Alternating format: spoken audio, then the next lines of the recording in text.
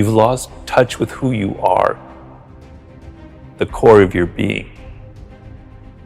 You're on social media too much. You're listening to what other people are telling you. You got to listen to yourself. You got to cut all that shit out. You have to look at the things that you love and the things that you hate. So what you don't like is very instructive to you, right? You're looking at things that are very powerful inside of you, that are emotional. They're not intellectual. They're feelings, they're emotions. They're visceral things that you connect to. I've always followed the laws of power, which is change things up, enter action with boldness. Don't be afraid to do things differently. Adapt your strategy to the circumstance. It's never too late. The earlier you figure it out, the better off you are. But it can happen later in life. Now, I figured out at an early age that I wanted to write. I didn't know what I wanted to write, but I loved words and I loved writing. And if I didn't have that connection when I was 8 years old, all the way into high school and college, I would have been a lost soul. And I empathize with a lot of people who don't have that feeling when they're 8 or 18 or in their 20s. But I'm trying to tell people everybody has it. You're just not listening to yourself. You've lost touch with who you are. There are 5 forms of intelligence. We normally associate intelligence with intellectuals, with our Noam Chomsky, with Albert Einstein. No, intelligence comes in all forms. Working with your hands is a form of intelligence. A carpenter has a high form of intelligence. People who are sports, who athletically use their body, that's another form of intelligence. There's music, there's math, there's language. You have one of these frames of mind.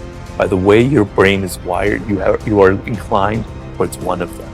Figure that out. You've got to be a bit bold. You have to embrace what makes you different. It takes time. To do anything in life takes time and hours, patience, and work.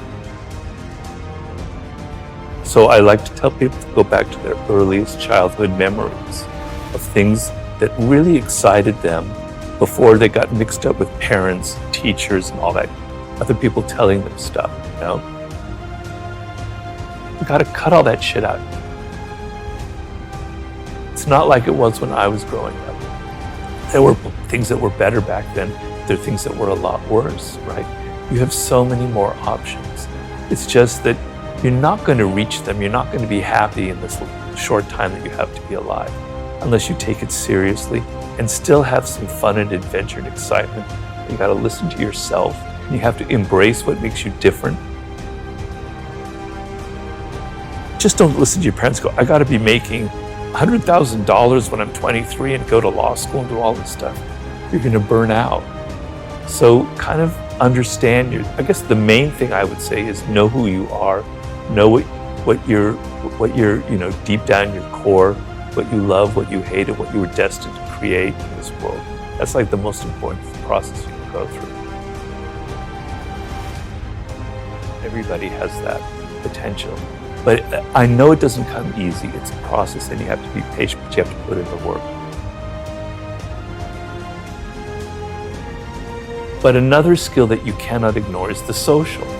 We're social animals. And there are a lot of people in life who ignore that because they're shy. And I was very shy as a young man. I was mostly quite introverted as well. Because they're shy, they just simply lean on their own strength, which is learning something really well, learning math or learning algorithms or learning how to write, etc. And they ignore the social because they're afraid of it. But you cannot get ahead in this world as a social animal, dependent on other people in every aspect of life, unless you treat that as another skill as well.